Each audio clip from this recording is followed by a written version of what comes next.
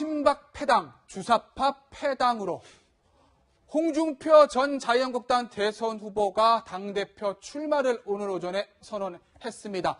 당권을 장악하고 보수를 새롭게 태어나게 하겠다. 이것이 홍준표 전 후보의 주장인데 오늘 정치권 마지막 주제는 자유한국당의 홍준표 전 대선 후보 얘기입니다. 네, 홍준표 전 대선 후보가 결의를 다지는 발언들을 오늘 쏟아냈는데요.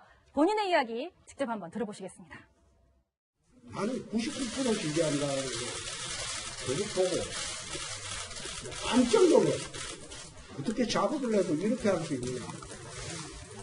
또 야당당이 인사청문회에서 반대를 하는 우호적인 여론조사 기관 동원해서 찬성이 더 많다. 이런 식으로 운영하는 정부도 처음 봤어요. 결국은 친박 패당 정부에서 주사파 패당 정부로 바뀐 것에 불과합니다.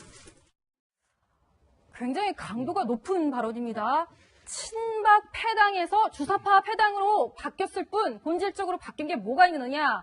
본인의 어떤 존재감을 부각시키긴 하는데 이게 과연 설득력을 가질 수 있는 발언일지도 궁금하네요. 그러니까 그 홍준표 전 대선 후보의 그 발언은 조금 감안해서 들어야 됩니다. 네. 99%라는 것이 전 국민의 99%가 문재인 대통령을 지지한다는 것이 아니고요. 네. 이 갤럽 조사에서 특정 지역에 이제 호남 지역에서 이 샘플 수가 거기는 뭐 1000명을 전국적으로 하면은 호남은 뭐 100명 좀 더 되는 숫자거든요. 네. 그러니까 여기에서 이 99%의 압도적인 지지가 나왔다는 건데 근데 이제 보면은 그 당권을 잡아야 되다 보니까 뭐 친박 패당이다 또는 주사파 패당이다라고 해서 뭔가 이렇게 조어 능력은 좀 있는 것 같아요. 조어 네, 능력이요? 그러니까 말을 만들어서 굉장히 좀 자극적으로 이 사람의 감성을 파고들기는 하는데 과연 저것이 합리적이고 저것이 우리 정치에 좀 필요한 것이냐 이거에 대해서는 약간의 이 논란이 있을 것 같습니다. 네. 그 홍준표 지사 얘기는 그거죠. 그러니까 강력한 대여 투쟁의 구심이 되겠다. 강력한 대여 투쟁이고. 이 얘기를 하는 거예요. 근데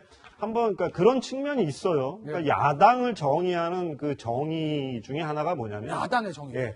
반대당, 견제당, 비판당 이게 야당을 정의하는 정의 중에 하나입니다. 그렇죠. 근데 이제 그런 측면이 있지만 또 그 미션 말고도 또 하나가 있는 게 뭐냐면 또 하나의 정의는 대한정부라는 거예요. 그러니까 야당을 정의하는 정의 대한정부라는 정의도 있는 겁니다. 이 대한정부라고 하는 건 뭐냐면 지금 야당 활동을 열심히 하다가 하는 과정에서 자신들이 집권할 수 있는 역량을 보여준다면 정권을 다시 잡을 수 있다라는 그런 의미가 그 안에 내포되어 있는 거예요. 그러니까 이런 면에서는 사실은 강력한 대여투쟁도 필요하지만 비판 세력도 필요하지만 견제 세력도 필요하지만 그 과정에서 우리가 더 잘할 수 있다라고 하는 것들을 보여줘야 하는데 그 문제에서 홍준표 전 지사와 그리고 자유한국당의 면모가 과연 그 정도 돼 있는가 이런 것들을 한번 자문해 봐야 될 상황이 와 있는 거죠. 그러니까 이 모습을 이번 전당대회를 통해서 보여주고 새로운 지도부가 전당대회를 통해서 자기 변화와 혁신의 길을 가지 않으면 그 자기 변화 혁신. 대한정부로서의 어떤 면모를 갖추기 어려운 거라고 얘기할 수 있겠죠. 네.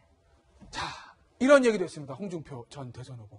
국정 파탄 세력과 결별하지 않고는 이 당이 살아날 길이 없다. 이 국정 파탄 세력은 뭐 친박 세력을 구친박 세력을 얘기하는 것 같은데 홍준표 전 후보의 그 친박을 향한 메시지는 계속 바뀝니다. 뭐 양박부터 시작했다가 뭐 친박이 어디냐 대선 때는 합쳐야 된다 그러다가 이제 대선 끝나니까 또 결별하지 않고는 살아날 길이 없다고 얘기하는데 홍준표 전 대선 후보의 이런 발언에 들어있는 속내는 뭘까요, 위원장님? 일단 이제 전당대회를 겨냥을 해서 전당대회 면에서 보면 전당대회 표를 얻으려면 지금 뭐 이제 당원 투표라든지 여론조사라든지 그런 게 다 합쳐져서 이제 전당대회 결과 나오지 않습니까? 네. 사실은 친박의 어떤 대표자는 안 나왔어요. 안 나왔어요. 근데 이제 범박으로 해서 이제 원유철 전 원내대표가 이제 출마를 했지 않습니까? 그래서 아마 이제 본인의 이제 앞으로는 당 자체 구성 자체를 친박에서 친홍으로 바꾸겠다. 뭐 이런 의지가 분명한 것 같은데 문제는 사실 당의 지금 핵심 세력을 이루는 게 사실 친박 세력이에요. 근데 그걸 예를 들어서 그거와 충돌할 경우에 과연 표를 얼마나 얻을 수 있을지 이제 그런 부분에 대한 좀 계산 자체가 제가 볼 때 좀 애매한 부분이 있는 것 같고 그래서 아마 본인 스스로는 일단 이번 상황에서는 친박을 확실히 눌러야지만이 앞으로 홍준표 중심의 정당을 만들 수 있다. 이런 차원에서 한 이야기인 것 같습니다. 지금 자유한국당 내에서는 내가 돼야 확장성이 있다. 내가 돼야 답이다. 이렇게 얘기를 하는데 보시기에는 도대체 어느 쪽에 당권을 질 수 있을지, 질 만한 자격이 있을지 궁금들 하세요. 뭐 어차피 제가 볼 때는 누가 되더라도 문재인 대통령 화장실에서 웃을 것 같다는 생각이 들고요. 네. 주사파 정권이라고 하는 정도의 막말을 해가지고 중도층이나 이런 사람도 잡을 수 있겠습니까? 제가 볼 때는 네. 오히려 야당에 대한 공격이라든가 규정보다는 스스로 보수 혁신을 하려고 했던 거, 그리고 서울에서 강남 3구에서 대선에서 패배했던 이유가 뭔지를 돌아보고 보수 혁신에 경쟁하는 그런 전당대회가 되어야 되지 않겠습니까? 네. 그렇지 않다면 전 국민의 외면받지 않겠나 싶은 생각이 듭니다.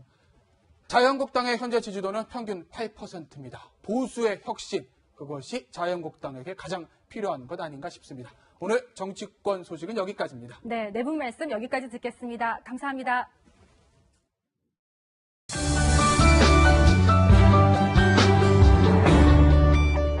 라든지 여론조사라든지 그런 게 다 합쳐져서 이제 전당대 결과 나오지 않습니까? 네. 그럼 사실은 친박의 어떤 대표자는 안 나왔어요. 안 나왔어요. 근데 이제 범박으로 해서 이제 원유철 예. 원내대표가 이제 출마를 했지 않습니까? 그래서 아마 이제 본인의 이제 앞으로는 당 자체 구성 자체를 친박에서 친홍으로 바꾸겠다. 뭐 이런 의지가 분명한 것 같은데 문제는 사실 당의 지금 핵심 세력을 이런 게 사실 친박 세력이에요. 근데 그걸 예를 들어서 그거와 충돌할 경우에 과연 표를 얼마나 얻을 수 있을지 이제 그런 부분에 대한 좀 계산 자체가 제가 볼 때 좀 애매한 부분이 있는 것 같고 그래서 네. 아마 본인 스스로는 일단 이번 상황에서는 친박을 확실히 눌러야지만이 앞으로 홍준표 중심의 정당을 만들 수 있다. 네. 이런 차원에서 한 이야기인 것 같습니다.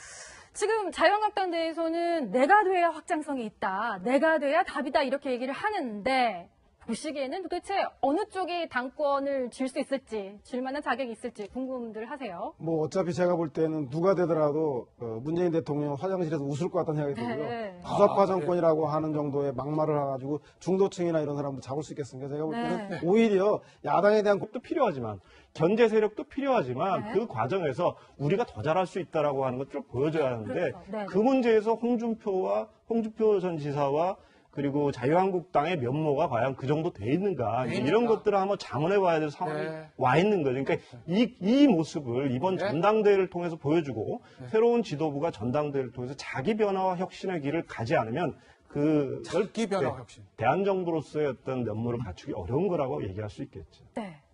자, 이런 얘기도 있습니다. 홍준표 전 대선 후보.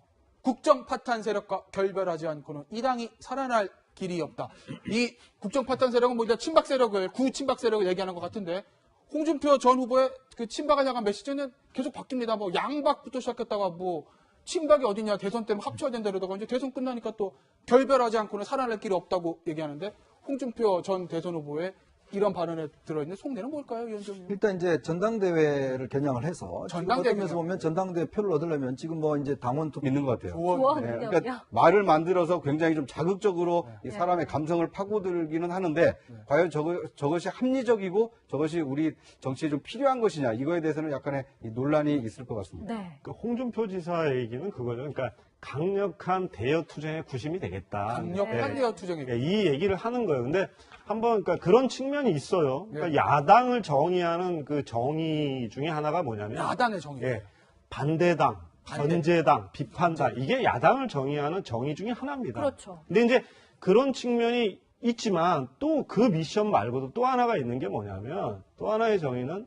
대한정부라는 거예요. 그러니까 야당을 정의하는 정의 대한정부라는 대한정부. 정의도 있는 겁니다. 이 대한정부라고 하는 건 뭐냐면 지금 야당 활동을 열심히 하다가 네. 하는 과정에서 자신들이 집권할 수 있는 역량을 보여준다면 네. 보여준다면 정권을 다시 잡을 수 있다라는 그런 의미가 그 안에 내포되어 있는 거예요. 그러니까 네. 이런 면에서는 사실은 강력한 대여 투쟁도 필요하지만 비판 세력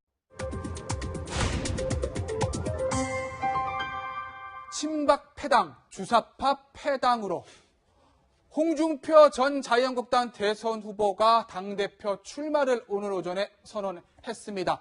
당권을 장악하고 보수를 새롭게 태어나게 하겠다. 이것이 홍준표 전 후보의 주장인데 오늘 정치권 마지막 주제는 자유한국당의 홍준표 전 대선 후보 얘기입니다. 네, 홍준표 전 대선 후보가 결의를 다지는 발언들을 오늘 쏟아냈는데요. 본인의 이야기 직접 한번 들어보시겠습니다. 나는 99% 지지한다는 거. 그걸 보고 깜짝 놀랐어. 어떻게 작업을 해도 이렇게 할 수 있느냐. 또 야삼당이 인사청문회에서 반대를 하는 우호적인 여론조사 기관 동원해서 찬성이 더 많다. 이런 식으로 운영하는 정부도 처음 봤어요. 결국은 친박 패당 정부에서 주사파 패당 정부로 바뀐 것에 불과합니다. 굉장히 강도가 높은 발언입니다. 친박 패당에서 주사파 패당으로 바뀌었을 뿐 본질적으로 바뀐 게 뭐가 있느냐. 본인의 어떤 존재감을 부각시키긴 하는데 이게 과연 설득력을 가질 수 있는 발언일지도 궁금하네요. 그러니까 그 홍준표 전 대선 후보의 그 발언은 조금 감안해서 들어야 됩니다. 가만. 네. 99%라는 것이 전 국민의 99%가 문재인 대통령을 지지한다는 것이 아니고요. 예. 이 갤럽 조사에서 특정 지역에 이제 호남 지역에서 이 샘플 수가 거기는 뭐 1000명을 전국적으로 하면은 호남은 뭐 100명 좀 더 되는 숫자거든요. 예. 그러니까 여기에서 이 99%의 압도적인 지지가 나왔다는 건데 근데 이제 보면은 그 당권을 잡아야 되다 보니까 예. 뭐 친박 패당이다 또는 주사파 패당이다라고 해서 뭔가 이렇게 조어 능력은 좀